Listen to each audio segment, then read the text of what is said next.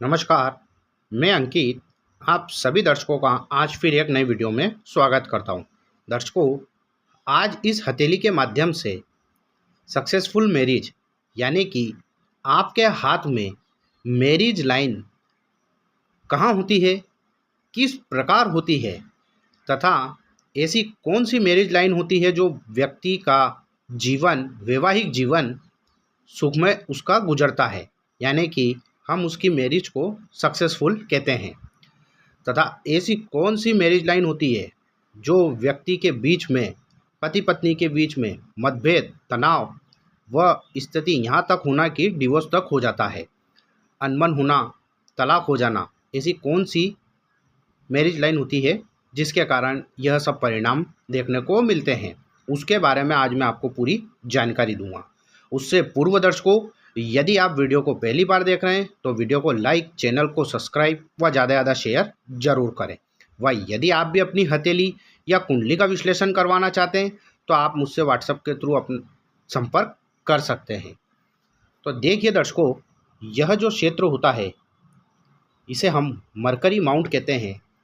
व्यक्ति के हाथ में इस क्षेत्र में 1 व 2 रेखाएं पाई जाती है। इसे ही हम शादी की रेखा, मैरिज लाइन कहते हैं। अब दर्शकों, यहाँ पर यदि 2 रेखाएं हैं तो इसका यह मतलब या तात्पर्य यह नहीं होता है कि ऐसे व्यक्तियों की 2 शादी होगी, ऐसा कदापि नहीं होता है। हाँ, लेकिन यह दूसरी रेखा यह इंडिकेट करती है कि व्यक्ति का शादी होने के बाद भी कहीं ना कहीं अफेयर जरूर होगा, या ऐसा व्यक्ति कहीं ना कहीं किसी के प्यार में अवश्य होता है। अब बात करते हैं दर्शकों, यदि यह मैरिज लाइन बिल्कुल सीधी है तो ऐसे व्यक्तियों का वैवाहिक जीवन अति उत्तम होता है। यदि यह मैरिज लाइन आगे चलकर नीचे की तरफ कहीं भी चली जाए, ऐसा व्यक्ति पति पत्नी के बीच में अनबन होना, लड़ाई झगड़े, कलह होना, यहाँ तक कि यह स्थिति डिवोर्स तक ले जाती है। अब दर्शकों, आपको बता दूं, यदि यह वैवाहिक रेखा इसके आगे क्रॉस हो जाए तो ऐसे व्यक्तियों का निश्चित तौर पर डिवोर्स होता है और ऐसी मैरिज लाइन सक्सेस नहीं होती है। यदि इस मैरिज लाइन को कोई रेखा काट दे तब भी ऐसी मैरिज लाइफ सक्सेस नहीं होती है। यदि इस मैरिज लाइफ पे कहीं भी इस प्रकार क्रॉस हो जाए तब भी यह मैरिज सक्सेस नहीं होती है। यदि इसी रेखा पर कहीं ना कहीं ब्लैक कलर का तिल हो तब भी मैरिज सक्सेस नहीं होती है।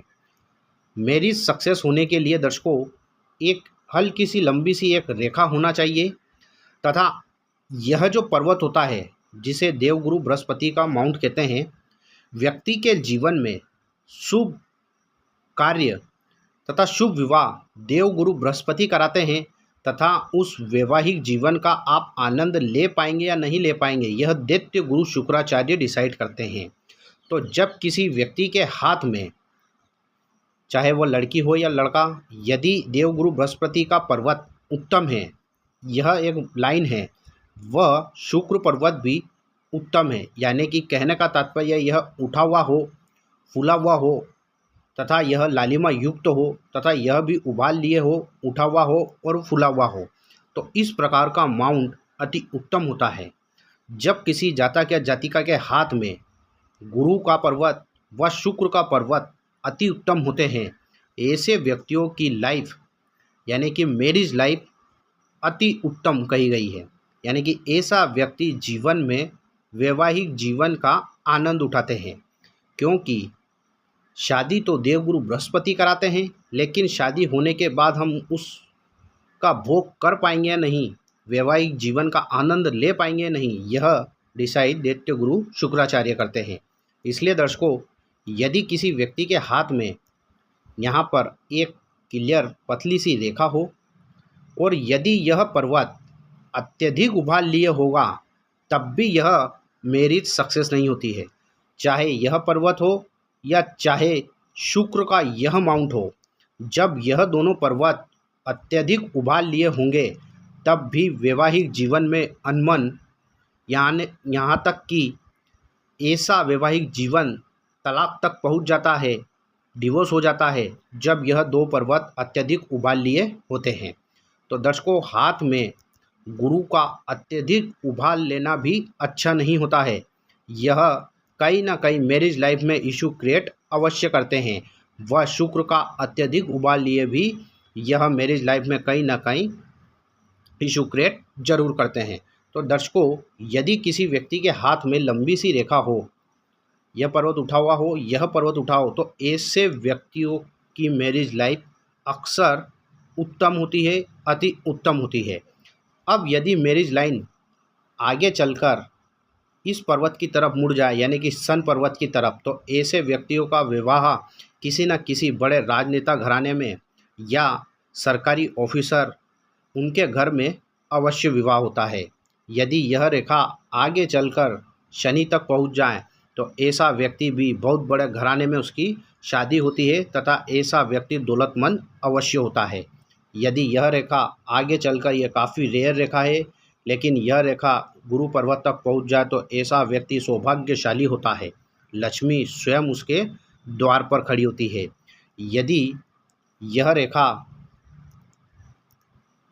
मैरिज लाइन यहाँ से निकलकर ऊपर की ओर चली जाए तो ऐसा व्यक्ति बहुत बड़े बिजनेसमैन के घर में अवश्य जाता है या उनसे शादी होती है। ऐसा व्यक्ति खूब व्यापार में सक्सेस होता है तथा शादी के बाद खूब धन दौलत कमाता है।